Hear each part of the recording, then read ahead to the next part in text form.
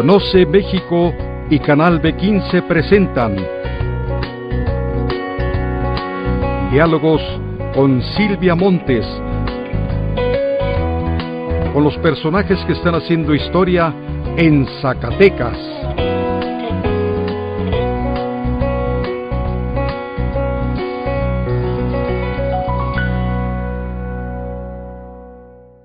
O dijimos, ¿por qué Amado del Muro se va de la Giapaz, que es un área tremenda, de la que no te voy a dejar ir sin que hablemos en esta entrevista? ¿Por qué de la Giapaz y por qué a la Coret? Coret, como que Coret es demasiado, en sí misma maneja un perfil muy bajito. Sin embargo, supongo que lo que hace es muy relevante y es de impacto. Pasó en una temporada, en otros años, hablar de Coret era lo más normal, hablábamos mucho de Coret y teníamos muchos trámites que hacer ahí. ¿Todavía hay que hacer en regularización de la tenencia de la tierra? Sí, en efecto, van a escuchar mucho de Coret durante todo este tiempo, porque mira, efectivamente estuvo un tanto apagadita.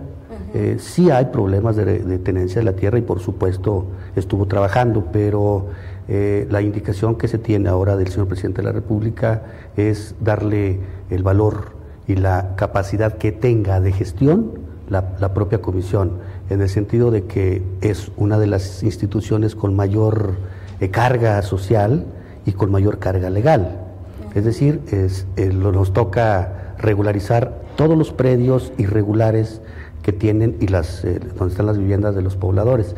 Por eso digo yo que van a tener mucho que ver ustedes con nosotros, porque vamos a estarles informando todo lo que estamos haciendo y lo que vamos a emprender a partir de mi llegada.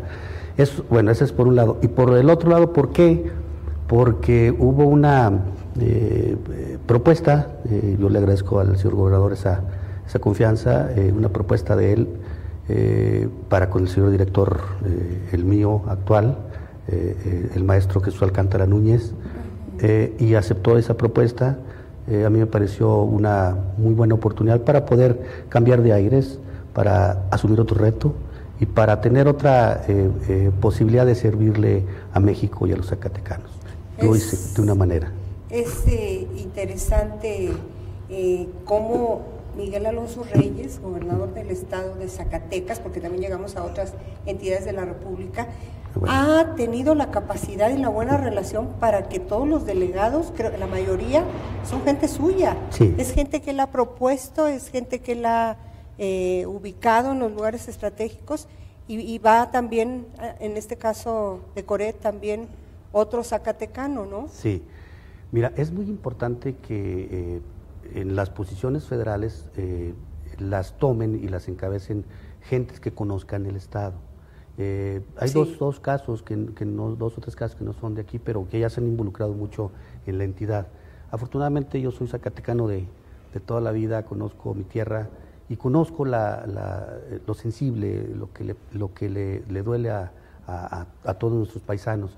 Una de lo que le duele, de las cosas que todavía no logran resolverse es justamente la legalización de los predios. Y que yo creo, perdón que te interrumpa, que ese tema nunca va a tener fin, porque no. Es la vida misma, o sea, siempre estamos adquiriendo, vendiendo, comprando, no sé, es un sector que se mueve permanentemente.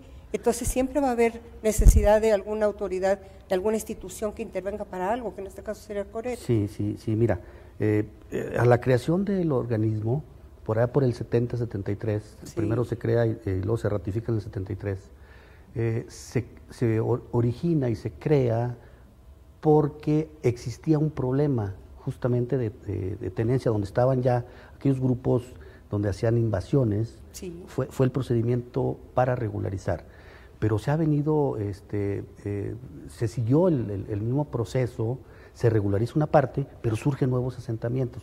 La dinámica de crecimiento poblacional así lo está exigiendo y nosotros tenemos que estar también caminando al mismo ritmo. Perdón que segunda interrupción. Siempre les digo a mis invitados, aquí soy la reina de las interrupciones. El hecho de tener una institución que esté regularizando la tenencia de la tierra no nos plantea automáticamente que ha faltado en este país y en sus distintas entidades federativas la noción de la planeación para sus ciudades, y que además el caso de las invasiones ha sido, bueno, el modus vivendi de muchos líderes de organizaciones sociales que han hecho de las suyas, podemos decir, ¿no? O sea, ha faltado planeación a tal punto que era necesario que se creara la institución. No como tal. Efectivamente, todo reclama un proceso de planeación, pero yo te decía que la dinámica de crecimiento poblacional no es directamente proporcional al tipo de servicios que se tienen por parte del municipio o del Estado. Tampoco está una reserva de territorio que pueda asignar el mismo gobierno, sino que se han dado fenómenos como el que tú platicas, como el que planteas de esas personas que se han dedicado a vivir de una forma de vender o de lucrar incluso por la necesidad del ciudadano. Pero por eso está el organismo, para tratar de normar. ¿Se acabará? Nosotros pensamos que con un proceso de seguimiento lo vamos, si no a eliminar completamente, sí a bajar su incidencia. Necesariamente tiene que suceder, porque acuérdate que el territorio tampoco es susceptible en todos lados. Claro. Zacatecas, por ejemplo. El principal problema que se tiene está en la zona de Guadalupe. Tiene 230 y tantas colonias irregulares. 230 y tantas. 230 Yo y me tantas. quedé por ahí como de las 50, 60. No, Zacatecas debe de tener alrededor de 90, 80, 90. Y Guadalupe es el campeón en esos procesos. La zona conurbada, y ya ni siquiera la zona conurbada, ¿verdad? Ya se ya extendió se más extendió. allá. Está Campeón Guadalupe. hasta San Ramón, ya con varios fraccionamientos. Hijos. Y de las Quintas hasta Osiris, toda la carretera que va hacia Trancoso. Entonces es una expansión exorbitante, y eso provoca una necesidad muy fuerte de servicios: agua potable, drenaje, alcantarillado, tratamiento de las mismas aguas, luz eléctrica, banquetas, Servicio de limpia, energía eléctrica, el servicio de limpia, la seguridad. Entonces resuelves un problema, pero ¿y los demás? Resuelves el problema de la regularización, pero se vienen otros 10 que son los que tiene que manejar el municipio. Recientemente se aprobó, se realizó y se concluyó la que se denomina Carta de Urbanización, algo así, para planear precisamente el crecimiento de la zona metropolitana. Todavía esa zona de la que te hablas ahorita de Guadalupe, que da con comunidades de Guadalupe, esa ya no sería la metropolitana. No, pero de todas maneras la metropolitana todavía necesita, siempre ha necesitado de esa planeación. Y yo insisto, es un asunto de índole nacional. Pocas ciudades en este país tienen planeación. Me viene a la mente Hermosillo, Sonora, y fue en una temporada que yo conocí, en la que tú y yo coincidimos, o no sé si ya estabas, siempre hemos coincidido en equipos, estábamos haciendo una campaña para que Genaro Borrego Estrada fuera el dirigente nacional del PRI. Entonces, yo me quedé en Zacatecas. Tú te quedaste en Zacatecas. Sí, a cerrar el gobierno, justamente como particular del gobernador. Ahorita me platicas de eso, chiquito, no te me vas. Y entonces, ojalá nos dé tiempo. Y entonces recuerdo que cuando yo fui a Hermosillo en esa gira de trabajo, me impresionaron mucho las calles tan anchas de esa ciudad, tan bonito todo. Yo cuando llegué dije, ay, qué bonito, y eso se llama planeación. Y bueno, en aquella oportunidad, y gracias al trabajo cerca de ese gran zacatecano al que estimamos tanto, que fue gobernador, yo tuve la posibilidad de conocer muchas entidades de la República y ver cómo todas son un caos, excepto Hermosillo, Sonora, me viene a la mente, ¿no? O Mérida, Yucatán también es muy bonito. No todas, pero en particular la zona norte sí tiene un proceso de ordenamiento más real, y por una sencilla razón: la cercanía con Estados Unidos. Ahí está. Es tan sencillo como que la cultura la captan de de allá la cultura del ordenamiento. Pero bueno, me regreso a la pregunta que tú me hacías, que si el proceso de planeación era necesario, por supuesto que sí. Y es justamente también lo que tú decías, esas cartas urbanas que se acaba de autorizar contemplan las áreas de crecimiento y contemplan para dónde van los desarrollos, porque se prevé la introducción de los servicios, porque sabemos entonces cuántas gentes pueden caber en esa extensión territorial y cuántos servicios se van a generar. Entonces sí se hace planeación. Sin embargo, las acciones no controladas se nos disparan hacia lados que no están contemplados en la carta urbana. Y de lo que se trata es justamente regularlo y no permitir que se salga de ese círculo que ya está considerado. Algunas, en años anteriores todavía, aún existiendo un plan de desarrollo estatal y un plan de desarrollo municipal urbano, pues se compraban terrenos, hubo un gran mercado con los ejidos, sobre todo el ejido Pimienta, el ejido La Escondida, el ejido Guadalupe, donde hubo una gran expansión, zonas que no estaban consideradas como zonas de desarrollo de vivienda. Oye, mucha gente, bueno, no mucha, algunos se habrán enriquecido a todo dar con esas oportunidades, ¿verdad? No tienes ni la menor idea, ni yo, pero ¿tú crees que no? Que tuvieron la visión en aquellos años para decir lo que se llama el terreno en Breña, en Breña, ¿verdad? Que no tiene nada, que es como un monte. Entonces, quienes vieron el terreno en Breña y le vieron posibilidades y compraron a peso, y que ahora, imagínate todo lo que se han llevado a sus bolsillos, ¿qué tal? Das en un tema muy interesante. Mira, quien genera por obligación ese plusvalor, quien se lo da a los terrenos, es justamente el Estado y en particular el municipio. El 115 establece la obligatoriedad del municipio de llevar los servicios. Pero entonces la inversión es con recursos públicos. Sí. Y quienes se benefician no son ni los gobiernos municipales ni los gobiernos estatales, son los poseedores o aquellas gentes que tuvieron visión de comprar terrenos para venderlos después con un plusvalor muy alto en razón a que ya tienen servicios. Qué impresionante. Lo que le da el servicio a los terrenos. Ahora, una cosa que me gustaría que me comentaras, a ver si estás de acuerdo conmigo. Pienso que la de Zacatecas es una de las ciudades, como ciudad, más caótica de la República Mexicana en su crecimiento. ¿O estoy en un error? O más bien, digamos, se asentó Zacatecas en un terreno tan difícil que creció de una manera tan casi loca, esos callejones que decía el poeta López Velarde que son una broma pesada. Sí. ¿Cómo llevar servicios a todo eso, Amado? Es un gran conflicto, la gente ni se imagina lo que se batalla para introducir los servicios en una ciudad tan complicada como esta. ¿Verdad que sí es complicado? Te doy un dato, y me salgo un poquito del tema de Coret y nos vamos a lo que significa nada más el servicio de agua potable.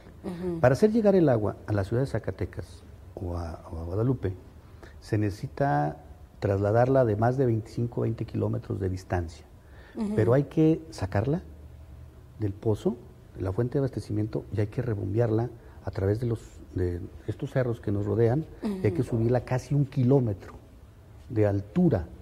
O sea, una hazaña. Tienes que vencer una altura de casi 1 kilómetro para poder llegar a la parte alta y que el agua pueda llegar a las cotas más altas de la ciudad de Zacatecas para poderla subir. Imagínate todo el gasto energético que representa eso. Y no es un pozo, son muchos pozos, son 55 fuentes de abastecimiento. Bueno, ya entraste al tema al que obligadamente te iba yo a llevar, que es el de la GIAPAS, Junta Intermunicipal de Agua Potable y Alcantarillado de Zacatecas.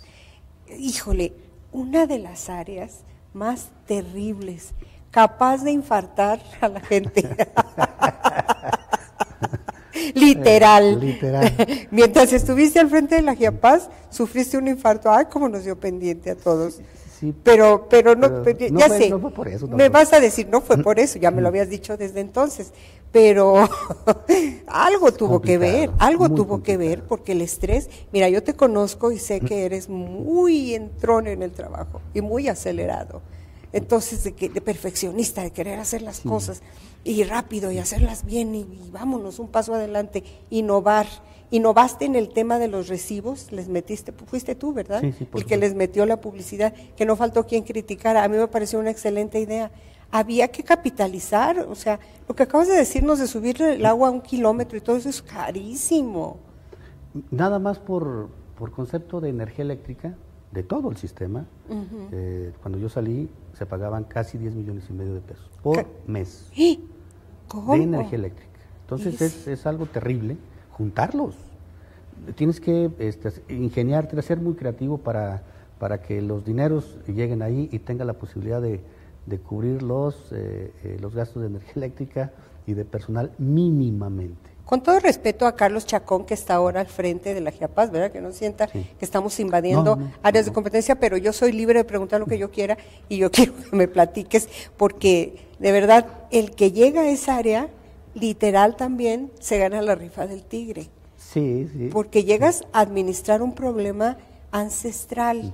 Yo recuerdo en el sexenio de nuestro queridísimo Borrego Estrada, cómo decía él, el problema principal de mi sexenio y el mayor reto, ¿qué tiempos, verdad? El mayor reto para su sexenio era el del agua. Sí. Hoy podemos hablar de un Miguel Alonso que hace todavía poco tiempo estaba diciendo, el mayor reto de mi sexenio es la seguridad pública.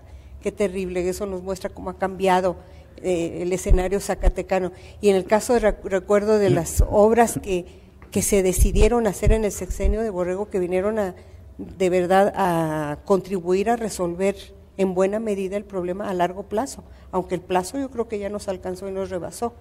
Tú diste en el clavo, pero bueno, primero tengo que aclararte que ya ves que dicen que el respeto a la administración ajena es la paz. Claro, y también entre funcionarios o solamente sexenios. No, entre funcionarios. Y entonces yo respeto mucho a nuestro amigo Carlos Chacón. Y lo apreciamos. Sí, y lo que vaya a hablar por las preguntas que estás haciendo, solamente es con datos que yo tengo, ¿no? A partir de enero yo no sé nada, ¿no? Y con la experiencia, además de haber pasado por esa área. O sea, yo insisto, y tú me dirás sí o no, asumir esa responsabilidad habrá sido quizá de toda tu trayectoria el reto más fuerte. Fíjate que yo pensé que era el más sencillo. ¿Por qué? No sé por qué, pero dije, tú conoces esa trayectoria y sabes que he tenido responsabilidades muy importantes y con mucha responsabilidad, pero dije, bueno, ¿qué tanto ha de ser, no? ¿Qué tanto es tantito? Yo dije, en 6 meses lo regularizo y lo arreglo. Cuando me salí todavía no se podía arreglar del todo, ¿eh? Cuando dices arreglar, ¿a qué te refieres? Ahí te va. Tú dijiste hace ratito, en aquellas primeras acciones que desarrolló y nos remitimos a nuestro amigo, el gobernador Borrego. Y ex jefe. Y ex jefe y seguirá siendo jefe igual que Miguel Alonso, para mí, los dos. Y también para mí, un gran siempre. Reconocimiento para Ay, los por dos. supuesto, personajes impresionantes. Sí. Mira, y se concatenan, ¿eh? Fíjate las visiones de los dos. A ver. Por eso seguramente pensó en tu servidor, el señor gobernador, para mandarte al matadero. A esa responsabilidad que de cualquier manera yo le agradezco mucho, fue muy formativa. Cuando pensaba en aquel entonces, en el 86, 80 ¿qué fue? 80 Híjole, 80 y algo. Por ahí. Construir un sistema de abastecimiento, de captación y de abastecimiento, que fue Benito Juárez, que fue... ¿Te acuerdas? Yo recuerdo a Genaro Borrego haciendo dibujitos en una hoja, incluso guardo uno que decía, miren, y el sistema va a ser así, y aquí, y hacía con una pluma, casi siempre usaba el color verde, ¿te acuerdas? Para decir cómo iba a ser la cosa con un gran entusiasmo. Pero ¿cómo fue? Bueno, se genera el sistema, estuvo muy al pendiente de aquel desarrollo Juan Diego Chávez, entonces secretario de Finanzas. Estuvo Alejandro... Ay, ¿te acuerdas? El que era polémico. Alejandro. Ay, se me fue el apellido. Pero se llama Alejandro. Se llama Alejandro. Trabaja en Guadalajara, en el sistema. Es originario de Guadalajara. Lo trajeron de allá para que nos ayudara en Zacatecas porque el problema era así, era terrible. Muy delicado. Y se planteó ese proyecto con durabilidad, a su horizonte, era para 20 años. Y se cumplieron.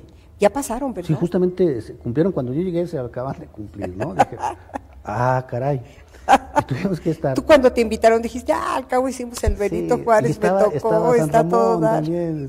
No, y llegas y te cae el 20. Muy complicado. El asunto es que reclama esa responsabilidad, una entrega de 24 horas, de todos los días, con mucha firmeza, con mucho orden administrativo, porque así es la situación tan delicada. De origen, el organismo público descentralizado, paramunicipal, GIAPAS, es eso, público descentralizado, no cuenta con un presupuesto asignado. Eso significa que ráscate con tus propias uñas. Tienes que vivir con lo que tienes. Pero además una área tan vital como esa, estamos hablando del agua, vital. Puede faltar lo que tú quieras. Lo que sea, menos el agua. Pero menos el agua. Entonces el malo es quien está al frente. El que está al frente. Ahorita qué bueno que ya es Carlos, yo ya me salí. Entonces él va a seguir siendo el malo. Pero mira, se reclama una gran disposición de trabajo y de orden al interior. Ahí están las gentes que saben.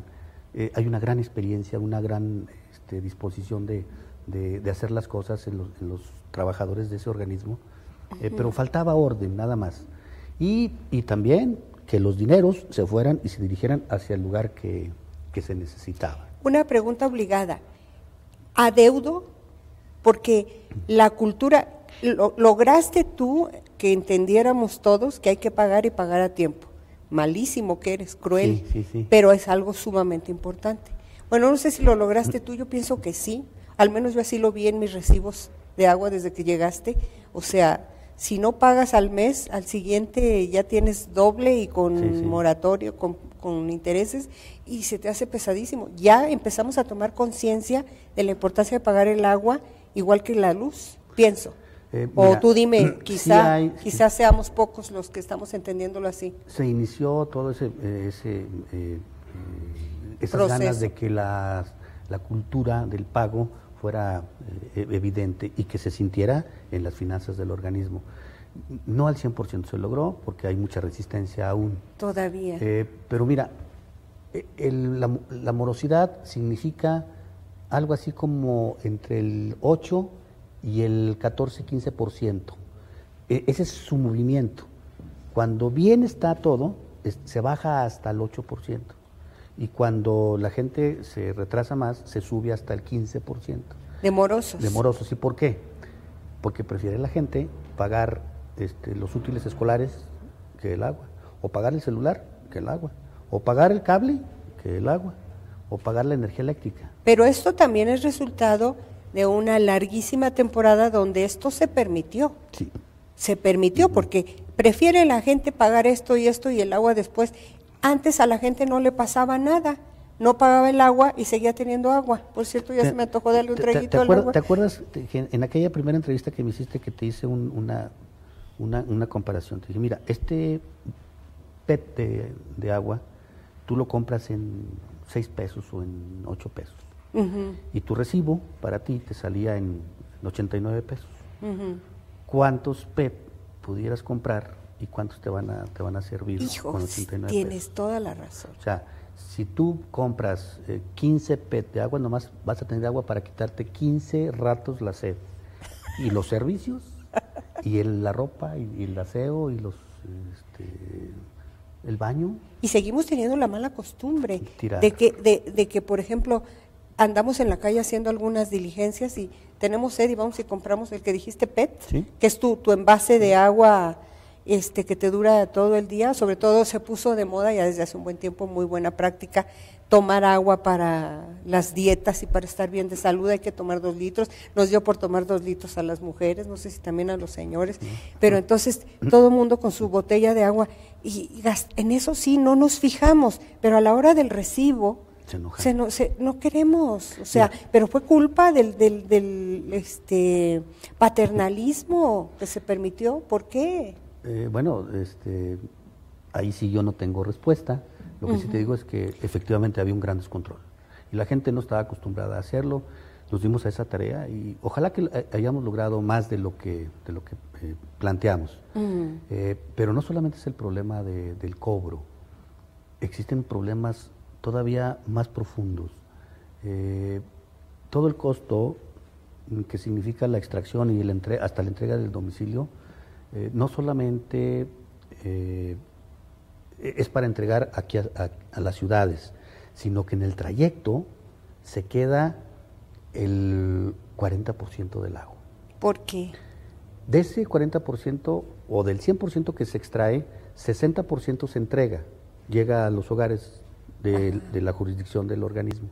El otro 40% se pierde. Una parte, el 20%, eso se calcula por la obsolescencia de redes muy obsoletas, ya muy viejas, que tienen fugas por donde quiera. Zacatecas, tú lo decías, es complicadísimo y todavía ahorita a veces no se pueden encontrar algunas redes que se desconocen dónde estaban.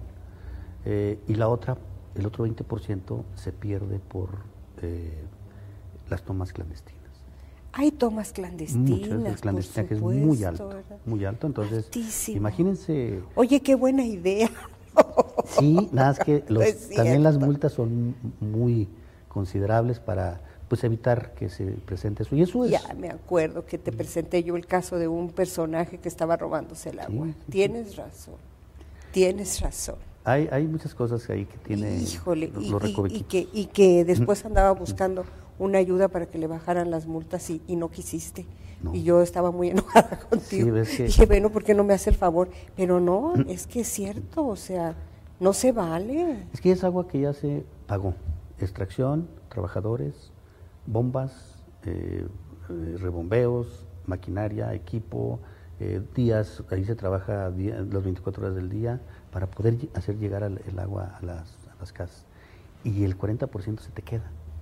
Entonces, de cada 10 millones y medio de pesos que pagas de luz, entonces 4 millones 100 mil pesos se pierden por el robo y la pérdida física.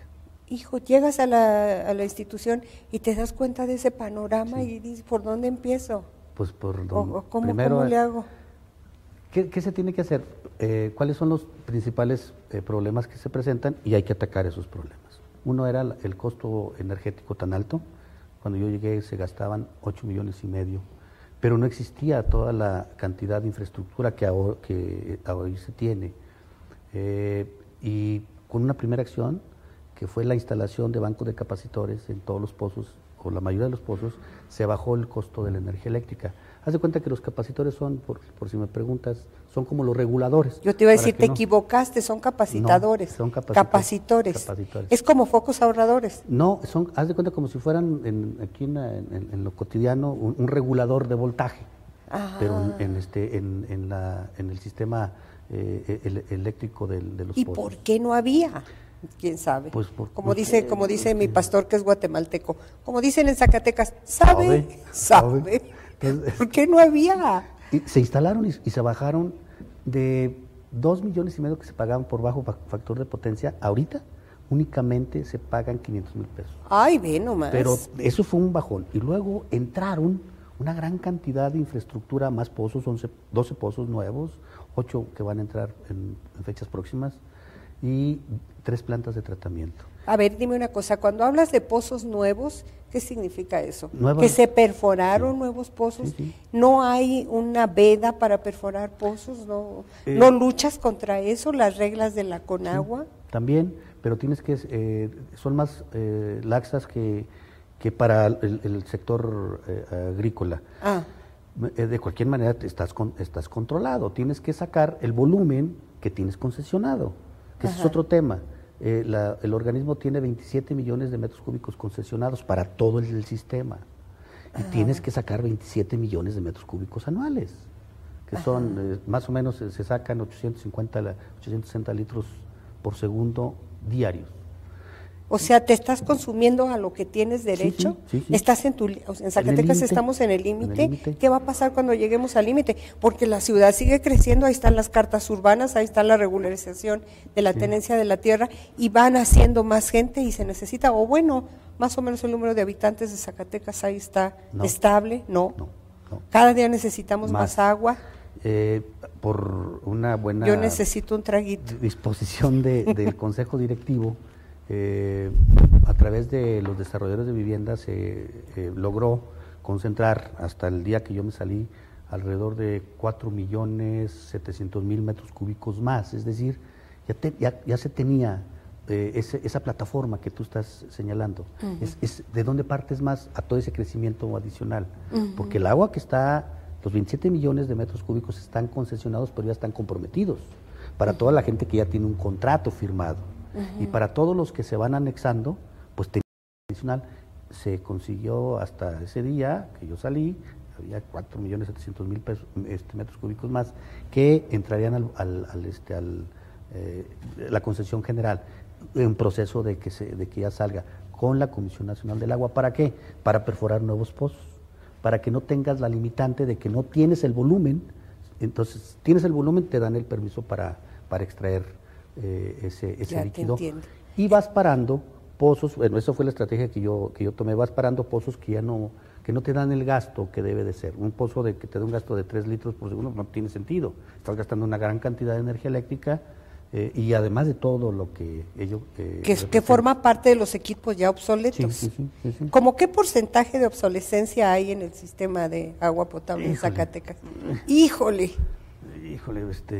el 70%. No es cierto. Sí, la verdad es que en esta administración se le metió con el apoyo, por supuesto, del licenciado Borrego, del licenciado Ay, me encantaste. Alonso. Me encantaste. Porque estamos con el Sí, estamos con el licenciado Alonso.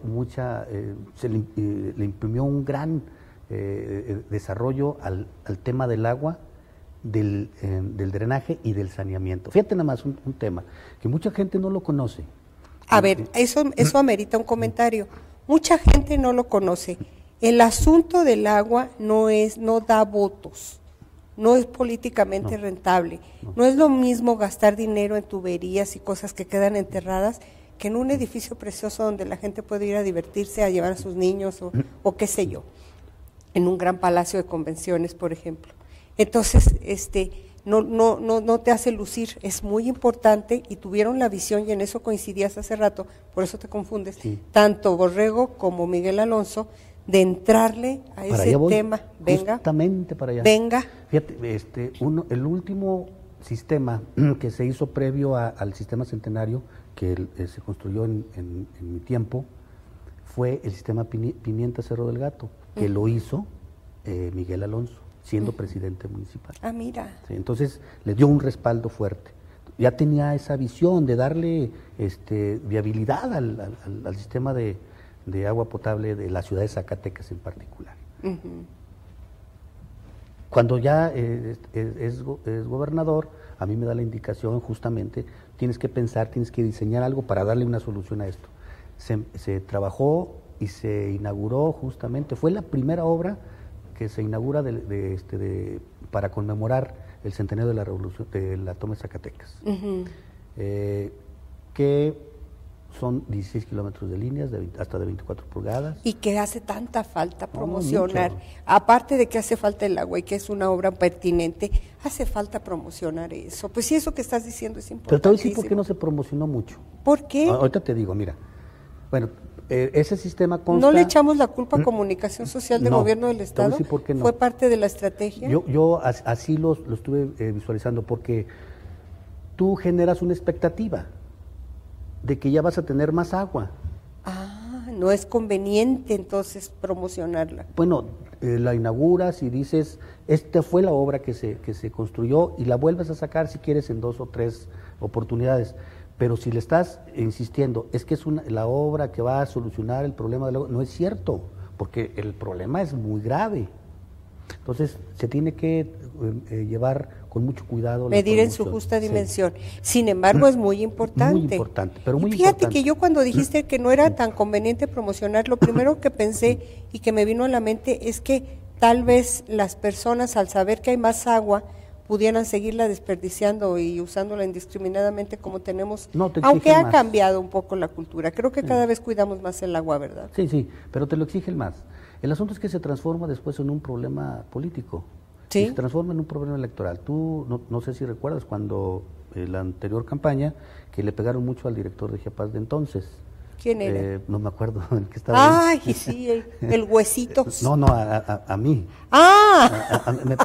Porque yo creía que estabas hablando de otro tiempo. Porque decían que estaba deteniendo la inauguración de ese sistema. No, es que estábamos probando. Teníamos que probarlo hasta que quedara. Oye, ni que estuvieras loco, como para estarlo deteniendo. O sea, a veces hay críticas que tienen lógica, pero esa era bastante absurda. Mira, entraron en ese sistema, entraron 4 pozos nuevos, los 16 kilómetros de línea, 2 rebombeos de 1,000 metros cúbicos cada uno. Son 1,000 metros, imagínate, es más grande que esto. 2 rebombeos. Porque esto es grande, ustedes nada más ven el cuadro, pero este estudio es grande. Muy grande. Y 3 tanques de regulación, todos con su equipamiento electromecánico. Esa fue la primera etapa que tuvo el sistema Centenario. Y que llegó, su costo fue de 48 millones por ahí. Una parte la aportó la Secretaría de Infraestructura, por supuesto el Gobierno del Estado, y otra parte fue con los adeudos que tenían los desarrolladores de vivienda. Entonces se aplicó, se solucionó un problema, pero no se sintió. El agua que se quedaba en esa zona, pues se dirigió a Guadalupe y a parte de Zacatecas. Entonces, Sistema Centenario está cubriendo toda la parte de la central camionera para abajo. Y Guadalupe. Y parte de Guadalupe. Digo, porque el agua que regaba ahí ya no se para, sino que se va hacia Guadalupe y hacia Zacatecas. Que es donde más surgía, ¿no? Porque hay fraccionamientos en Guadalupe que duraron años o no sé si todavía hay alguno o algunos que no tienen agua y no tienen luz. Bueno, esa cosa no te corresponde a ti, pero no, sí, todavía te alcanzaste a dar cuenta. No, pero es que no es la responsabilidad del organismo. ¿Sino de los ayuntamientos? Sí, porque mira, el organismo Chiapas tiene la obligación de llevarle agua potable a las gentes con las que tiene un contrato firmado. Simple y sencillamente, así de fácil. Tan sencillo. Esos desarrollos irregulares que ahora yo estoy en la otra cancha, necesitan regularizarse para que se planee la introducción de los servicios. Sí. Es algo complicado, pero muy interesante, muy formativo, te da una visión diferente de lo que es un gran reto, y todo está ligado. Todo. Fíjate, por algo te mandan de esa área luego a la de la regularización de la tenencia de la tierra, ¿no? Fíjate, por ejemplo, ahora nos regresamos a lo de la regularización. Estamos ya en pláticas con muy buen acercamiento con los principales municipios que tienen la problemática de la regularización, con Roberto Luevano, por supuesto, conociendo esa dimensión. Lo planteábamos, vamos a hacer un programa muy exhaustivo para trabajar rápido, sí, pero tienen que plantearse los municipios que si vas a regularizar, por ejemplo, ahorita 40,000 lotes, fíjate lo que te estoy diciendo, 40,000 lotes que son susceptibles o que están en proceso o que son irregulares y los tienes que regularizar, significa que son, de acuerdo a los índices del INEGI, son 40,000 lotes, son 160,000 habitantes. Hijos. Entonces, para que te des cuenta, es una nueva ciudad. Ahora, regularizar implica entregarle a la gente sus escrituras. Sí, por supuesto. Y darle certeza jurídica, que es lo que se requiere. Por eso yo te decía al principio que tiene el organismo CORET, tiene una gran carga social y una gran carga legal. Además nace con un espíritu muy social. Eso es, y te voy a decir por qué me consta. Yo recuerdo que en el sexenio de Fernando Pámanes Escobedo, y fue precisamente en La Pimienta, Fraccionamiento de la Pimienta, hubo la oportunidad de que la gente comprara lotes muy económicos, sí, con mensualidades muy facilitas. Yo me acuerdo que eran como de 350 pesos mensuales. Y me acuerdo que yo compré uno, dije, al fin voy a tener un pedazo de tierra. Y entonces ganaba tan poquito que no lo alcancé a pagar.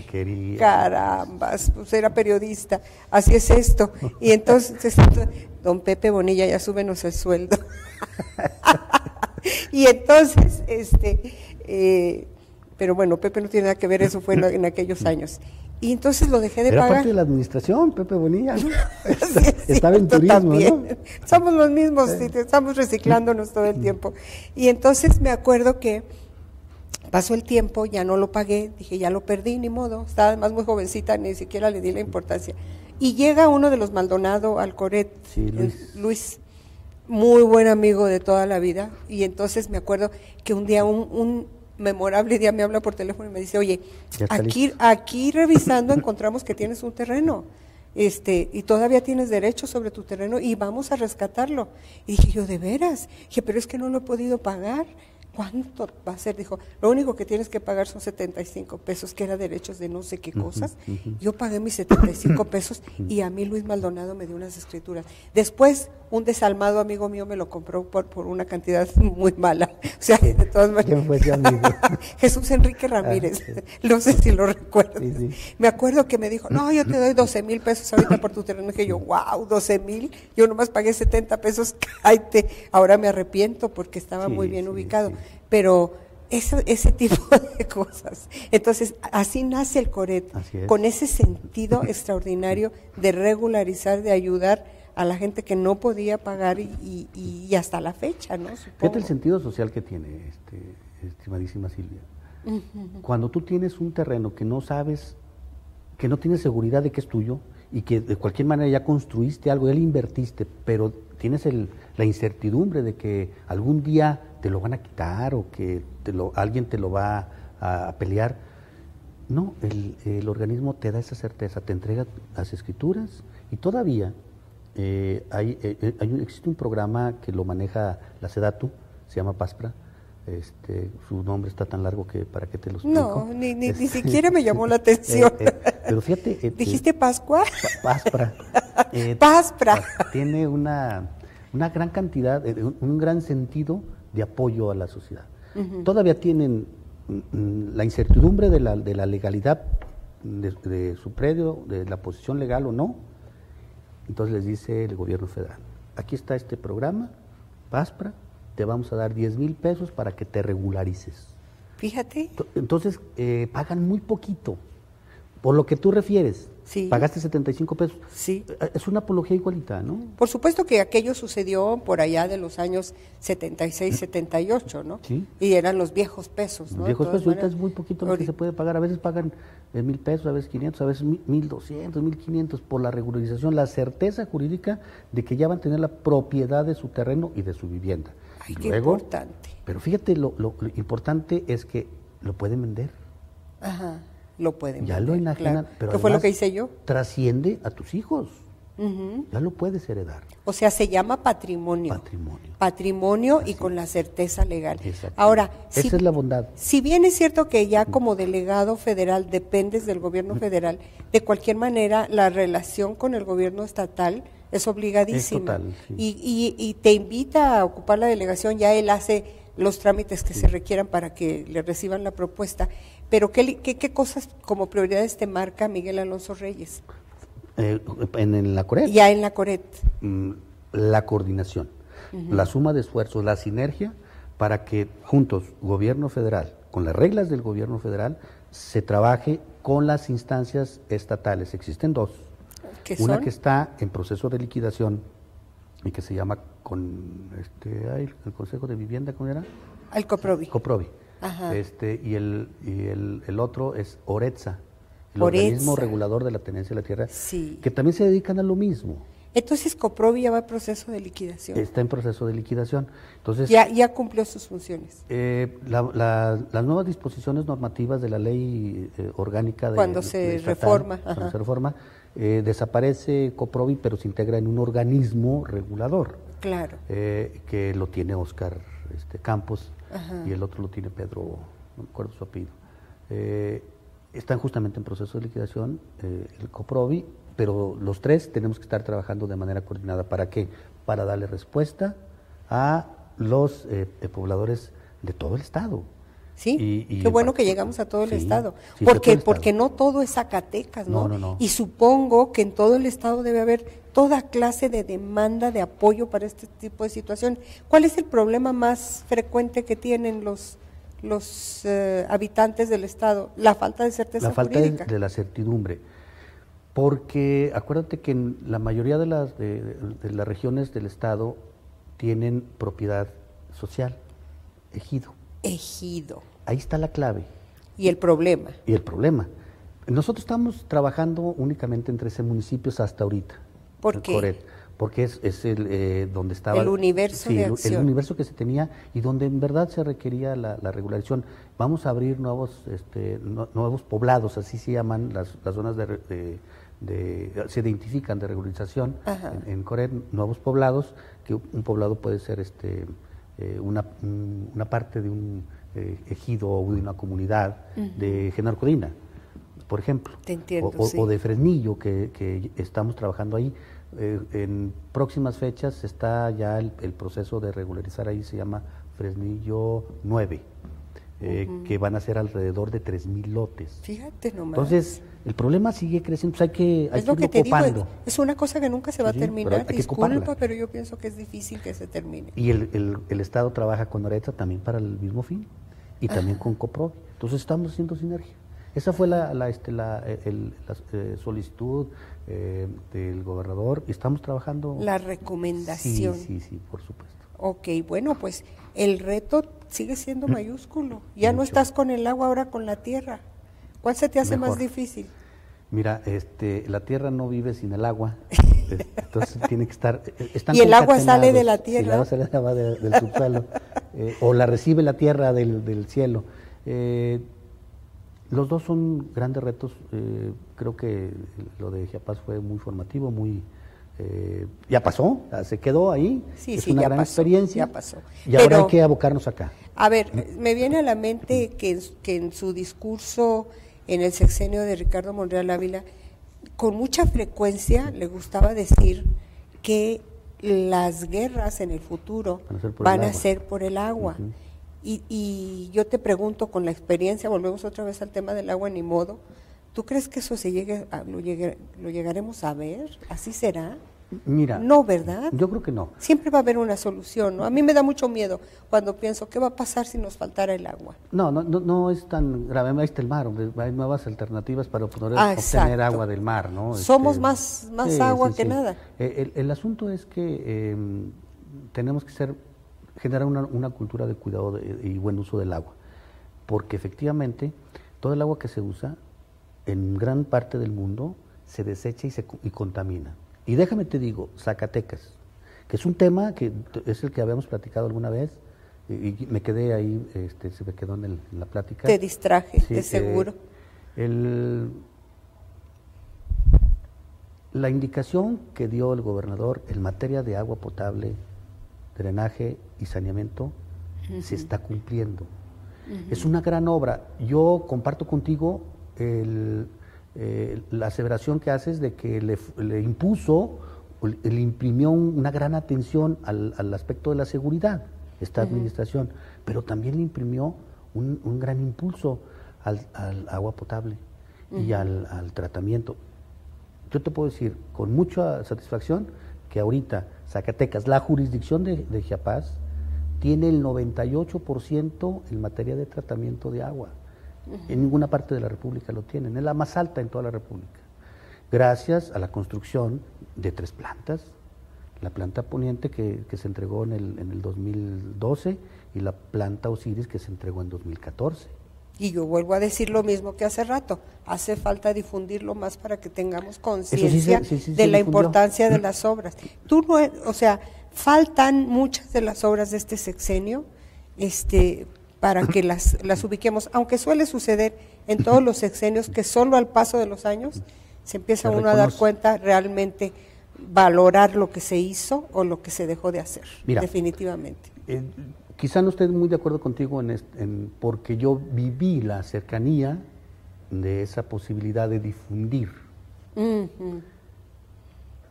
Y tú conoces cuánto cuesta un programa anual de difusión de toda la obra de gobierno. Sí, yo también conozco al respecto. Y entonces es una gran cantidad de recursos que se están desviando a la promoción, cuando son tan necesarias obras pequeñas en las comunidades. Y se prefirió, según yo, se optó por atender esas necesidades en vez de promocionar tanto una obra de gobierno, que al final de cuentas la gente la está sintiendo. Eso es lo importante. Finalmente el principal promotor es la gente. Sí. Sí, vamos a tener una diferencia de fondo, porque como lo mío es la difusión, sí. definitivamente. Pero por ahí está el asunto, porque es una gran cantidad de recursos que se tenían que ir a otro lado y no a la obra social. Bueno, entonces me acaban de decir en cabina que ya nos quedan nada más 10 minutos, entonces como te dije que no te iba a dejar escapar sin que me hablaras de tu temporada, que quedó como en el limbo, aquellos 9 meses cuando me voy a regresar en los años, ¿qué años fueron aquellos? 92. 92. Entonces, ¿dónde estabas en el 92? En el 92 yo fungía como director de control de gestión, secretario auxiliar de entonces gobernador, en gobernatura. Siempre estuviste en gobernatura. Sí, así fue. Y ahí te veíamos siempre. Sí. Entonces, se va Genaro Borrego Estrada. Genaro Borrego, se lleva a Víctor Infante, todo el grupo, y Víctor estaba ahí en la particular. ¿Y a ti, y por qué te toca a ti quedarte? No sé, a mí me escogieron, me dijeron, siempre me aviento las más difíciles, me dijeron, a cerrar la administración. Ya parece que veo a Genaro Borrego. Usted, Amado, sí, se queda a cerrar, ayúdele en todo a don Pedro. ¿Cómo fue? Un gran personaje, una gran persona. ¿Cómo se vivieron? Tengo que tenerlo en este programa, me está faltando. De verdad que voy a buscarlo, sí, lo prometo que sí. Mira, es un profesional, primero de su área, es una gran persona, es un tipazo. Y un hombre muy culto. Muy culto, muy respetuoso. Muy respetuoso, con un gran sentido del humor. Sí, cierto. Muy poca gente lo conoce. Sí. Tiene un gran sentido del humor. Y además es un gran amigo. En verdad yo lo estimo mucho, lo aprecio y le reconozco también el tiempo que me aguantó como su secretario particular. Se aguantaron mutuamente. Sí, pero no, oye, una gran experiencia. No debe ser nada fácil, ya se lo preguntaré a él, cerrar una administración en 9 meses y mantener todo bajo control, porque la política y todo, cerrar una obra, cuidado, ¿no? Y es que mira, para mí fue muy difícil, ¿Por? Imagínate, tenía 3 gobernadores. ¿Tenías 3? Sí. A ver. Pues el gobernador constitucional, ajá, el gobernador interino, y ya teníamos gobernador electo. Imagínate, sí, estaba... Y había que estar atendiendo muchas cosas para la entrega, fue complicado. Te digo, yo utilizo yo creo que mucho esa palabra, muy formativo, una gran experiencia. Fueron pocos meses, pero intensos. Es que tú estás acostumbrado a trabajar bajo presión y con mucha adrenalina. Sí. ¿Quién era el gobernador electo? Arturo Romo. Arturo Romo, o sea, no estabas en el mejor de los escenarios. No, conmigo se portó muy bien, ¿Sí? Sí, fue muy respetuoso y porque en aquellos tiempos todavía había mucho respeto y había posibilidades de salir adelante. Además, ¿no? mira, por ejemplo, el Güero Maldonado, pues somos grandes amigos y él fue el que llegó ahí a ordenar. El que estuvo en el proceso, en uno de los procesos de la entrega-recepción.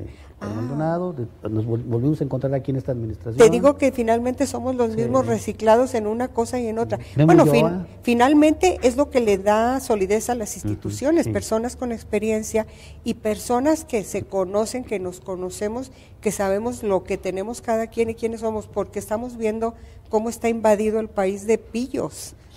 Las entidades de la República y municipios invadidos de delincuentes que están haciéndole un daño a este país que da terror. Mira, tú no me lo preguntaste, pero te voy a decir por qué lo dices ahorita de pillos. Con las gentes que he trabajado siempre les digo, miren, a mí me van a acusar de muchas cosas, de muchas. No, de nada te acusamos. Pero de pillo, nunca. Jamás. De mentiroso tampoco, de desleal menos, y tampoco de nada. ¿De mujeriego? Posiblemente sí. Te tengo que hallar una. Pero de muchas cosas, pero de eso no. Es que feo no eres, ¿eh? No, pues los fellitos tenemos suerte. No, yo insisto, ha sido una persona que trabaja con todo el corazón, muy intensamente. Sí. Coincidimos en la campaña al Senado de la República de Genaro Borrego Estrada en el año 2000. Coincidimos también en el IMSS en México. Coincidimos en el PRI también. O sea, venimos de buena escuela, los dos. Pues la misma escuela. La misma escuela. Por eso tienes que generar una percepción de orden, de responsabilidad y de honorabilidad. Pero tú eso sí fue lo que nos enseñaron. Eso fue lo que nos enseñaron. Y si eres muy rígido en tus responsabilidades, de verdad. Yo cuando te busqué en la Giapas para alguna cosa dijiste nada aquí, nada. Y si no está dentro de los márgenes legales, no hay nada. Y te volviste así, o sea, mira, así eres. O sea, ¿qué significa esto? Que son pocos los servidores públicos que no se cuidan a sí mismos por estar cumpliendo con su deber. ¿A qué me refiero? Muchos, para que fulanito no se enoje conmigo, para cuidarme, para que no me desgaste, hacen tontería y media, y esos no son buenos servidores públicos. En mi caso, cuando estuve en la Coordinación de Comunicación Social, también me aventé mis buenas enemistades porque querían esto, querían lo otro. No se puede. Y esto no se puede, no se debe. Somos iguales. ¿Ah, sí? Entonces no me critiques. No, pues entonces fíjate que ya nos vamos. Dice también, acuérdate que eres tú y tu circunstancia. Eres tú y tu circunstancia. Fui yo y mi circunstancia. Esa fue la circunstancia que me encargaron y la tuve que afrontar. Ahora es otra.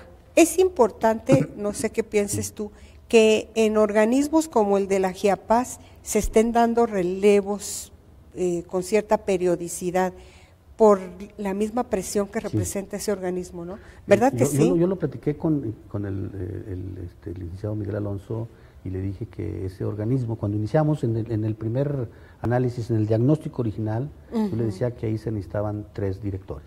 Durante el sexenio. El que iniciaba, porque el que iba a impulsar, el que iba a meter orden, el que iba a salir mal, ¿no? El que iba a aguantar el trancazo. A desgastarse con todos.